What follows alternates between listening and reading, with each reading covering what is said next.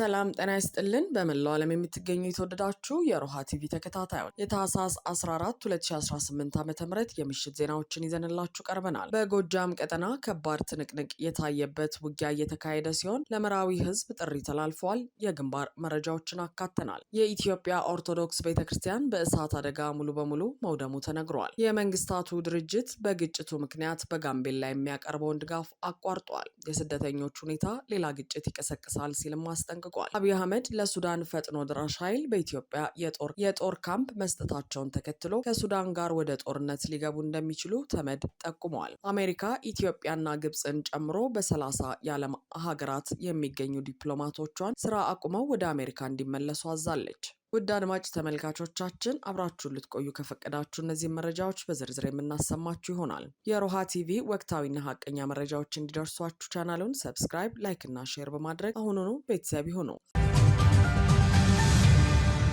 በጎጃም ቀጠና ከባድ ትንቅንቅ የታየበት ውጊያ እየተካሄደ ሲሆን ለመራዊ ሕዝብ ጥሪ ተላልፈዋል። የአፋብሃ የ206ኛ ኮር 14ኛ ክፍለ ጦር የቀስተ ደመና ሻለቃ ፋኖችና የክፍለ ጦሩ ጥምር ጦር ባደረጉት የተቀናጀ ኦፕሬሽን ለዘረፋ ወደ ማርዘነብ ቀበሌ በወጣው የብልጽግና ሰራዊት ከፍተኛ የሆነ ጥቃት ፈጽመዋል። የብልጽግና ሰራዊት የተለመደ የውንብድና ተግባሩን ለመፈጸም በጠዋቱ ወደ ማርዘነብ ታዳጊ ከተማ ቢንቀሳቀስም የ14ኛ ክፍለ ጦር ጥምር ጦር አባላት ባደረጉት በዲሽቃ የታገዘ የተቀናጀ ኦፕሬሽን በአገዛዙ ላይ ከፍተኛ ኪሳራ አድርሷል። የገወጥ ቤተክርስቲያንና ማርዘነብ ከተማ ጫፍ ላይ የተደረገ ሲሆን በተጨማሪም የክፍለ ጦሩ ኮማንዶ ሻለቃ አባላት በሌላ አቅጣጫ አገዛዙ እንቅስቃሴና የኃይል ጭማሪ እንዳይኖር መንገድ በመዝጋት ውጊያው ስኬታማ እንዲሆን አድርገዋል። በዚህ ውጊያም 2 ፓትሮል አስከሬንና በርካታ ቁስለኛ ተነስቷል። በተመሳሳይ የአፋብሃ ቴዎድሮስ እዝ ሞታይ ፈሬው 206ኛ ኮር በተለያዩ ግንባሮች በዛሬው ዕለት ባደረገው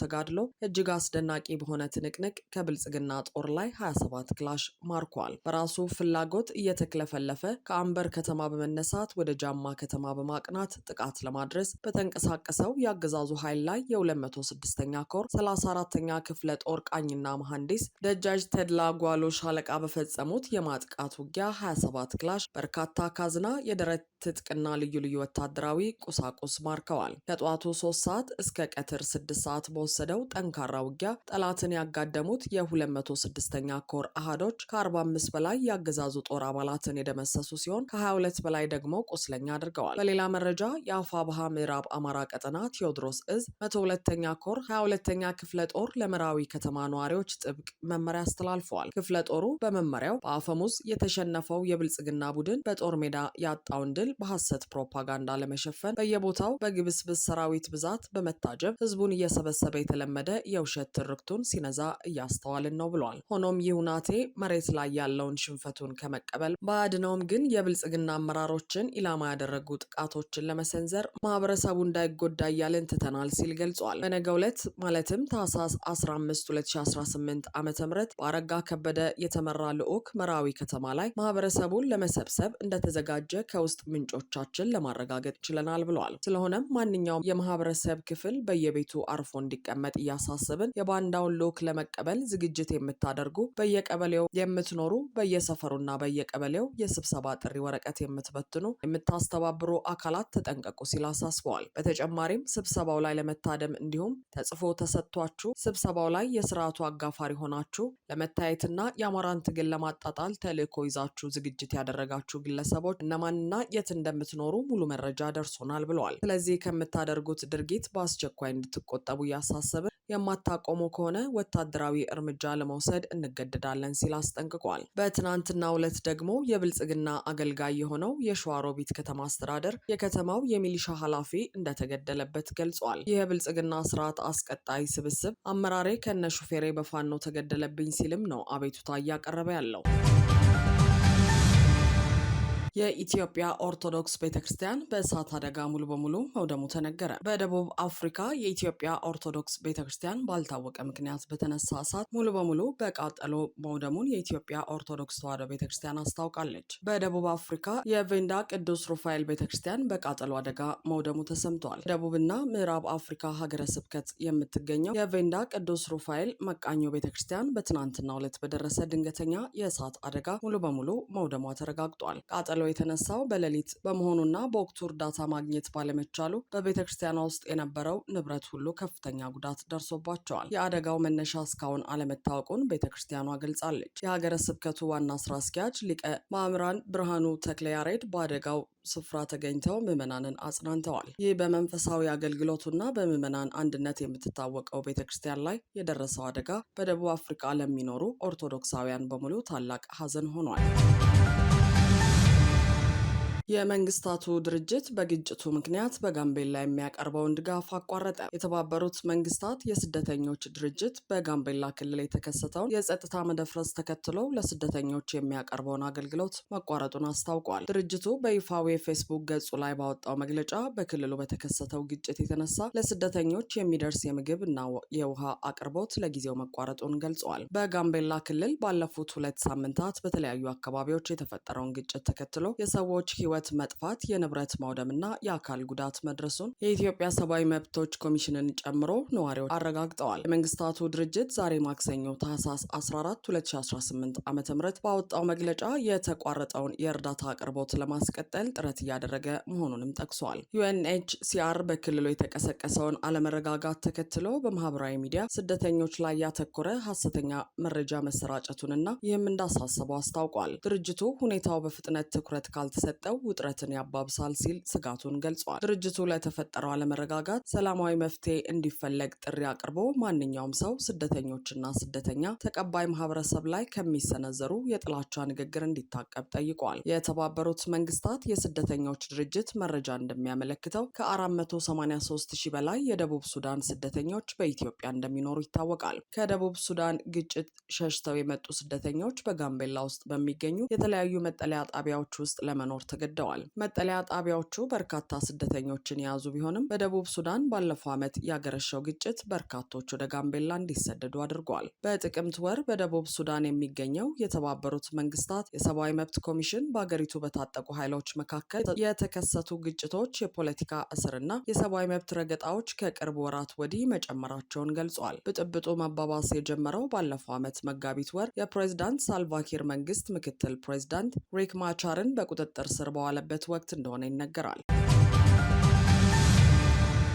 አብይ አህመድ ለሱዳን ፈጥኖ ደራሽ ኃይል በኢትዮጵያ የጦር ካምፕ መስጠታቸውን ተከትሎ ከሱዳን ጋር ወደ ጦርነት ሊገቡ እንደሚችሉ ተመድ ጠቆመ። የተባበሩት መንግስታት ድርጅት የጸጥታው ምክር ቤት በሱዳን እየተባባሰና ከጊዜ ወደ ጊዜ ዓለም አቀፋዊ መልክ እየያዘ የመጣው ግጭት ወደ ጎረቤት አገራት በተለይም ወደ ኢትዮጵያ ሊዛመት እንደሚችል አስጠንቅቋል። ይህም ሊሆን የሚችለው ውጊያው እየበረታ፣ የጦር መሳሪያዎች ስርጭት እየጨመረና ታጣቂ ቡድኖች ባልተጠበቁ ድንበሮች በኩል እየተንቀሳቀሱ በመሆናቸው ነው ብለዋል። ለጸጥታው ምክር ቤት ገለጻ ያደረጉት የፖለቲካና ሰላም ግንባታ ጉዳዮች ረዳት ዋና ጸሐፊ ካሊድ ኪያር ጦርነቱ በቅርቡ ወደ ሱዳን የኮርዶፋን ግዛት አቅጣጫ መዞሩን ገልጸዋል። በዚሁ መሰረት የሱዳን ፈጥኖ ድራሽ ኃይል የባባኑሳን ከተማ በጎርጎሮሳኑ ታህሳስ 1 ቀን፣ የሄግሊግ የነዳጅ ማውጫን ደግሞ በታህሳስ 8 ቀን መቆጣጠሩንና በደቡብ ኮርዶፋን የሚገኙ ዋና ዋና ከተሞች አሁንም በከበባ ውስጥ መሆናቸውን አስታውቀዋል። አክለውም በሱዳንና በደቡብ ሱዳን መካከል እየታየ እንዳለው ሁሉ ታጣቂ ቡድኖች ድንበር ተሻግረው የሚያደርጉት እንቅስቃሴ ለቀጠናው መረጋጋትን ሊያሳጣ የሚችል ተጽዕኖ እንዳለው አስጠንቅቀዋል። ለዚህ ደግሞ መነሻ የሆነው የብልጽግናው አገዛዝ በሱዳን ምስራቃዊ አቅጣጫ ማለትም በኢትዮጵያ በኩል ባለው አቅጣጫ የማይንቀሳቀሰውን የሐምዳን ዳጋሎ ፈጥኖ ደራሽ ኃይል ስቦ ለማምጣት ጥረት እያደረገ በመሆኑ ነው። አልጀዚራ ሰሞኑን ባወጣው ዘገባ የሱዳን ጦር መሪ አብዱልፈታህ አልቡርሃን ብልጽግና በቤንሻንጉል ጉሙዝ ለሐምዳን ዳጋሎ ጦር ቤዝ ሰጥቷል ሲሉ መወንጀላቸውን ጠቅሰዋል። ሆኖም ለዚህ ምላሽ በብልጽግና ላይ ጥቃት እንደሚፈጽም የአልቡርሃን ጦር አስጠንቅቋል። እነዚህ ውጥረቶችም ተመድ የቀጠናዊ ግጭት መግለጫዎችን እንዲያወጣ አስገድደውታል።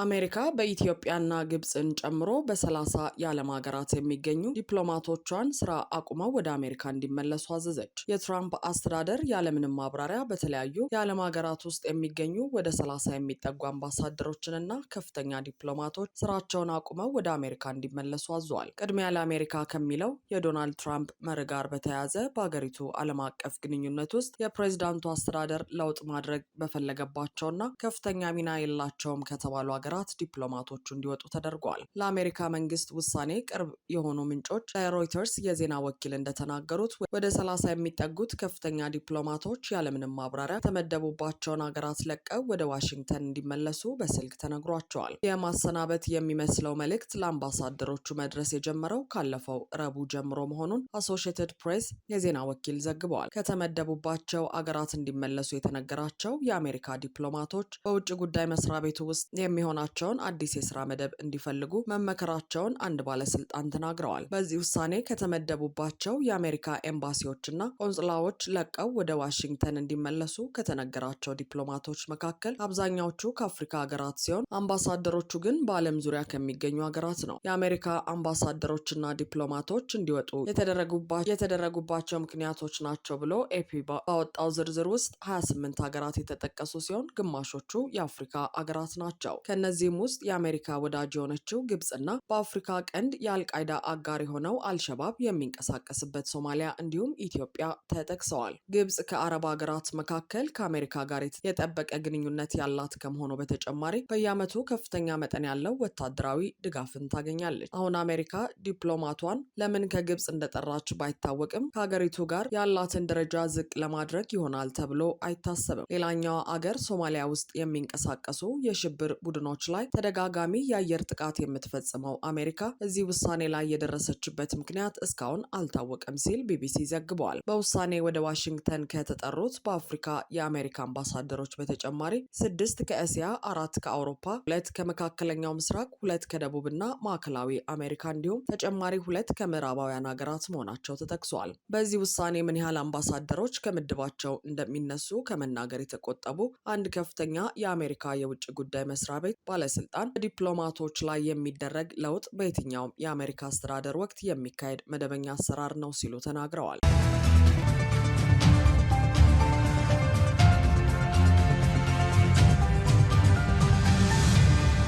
አድማጭ ተመልካቾቻችን የሰዓቱ የሮሃ ቲቪ ዜናዎች የተከታተላችኋቸውን ይመስሉ ነበር። አብራችሁን ስለነበራችሁ ከልብ እናመሰግናለን። ሰላም።